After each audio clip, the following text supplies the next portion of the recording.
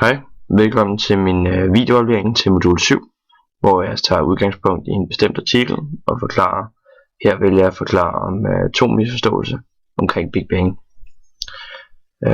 Den første er, hvilken slags eksplosion Big Bang var.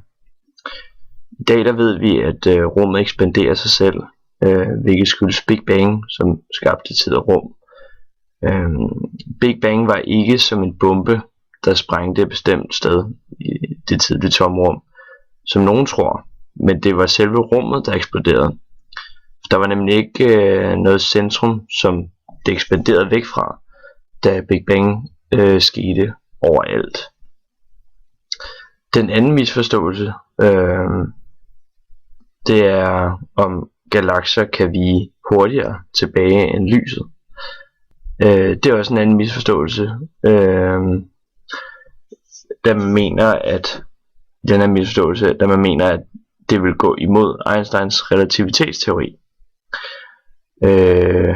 og hastigheden vil stige, men flade ud, jo tættere hastigheden kommer på lysets hastighed.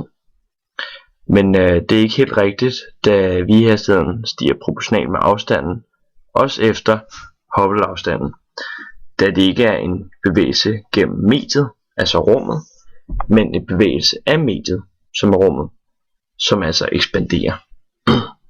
Ja, det var min 7. videoaflevering.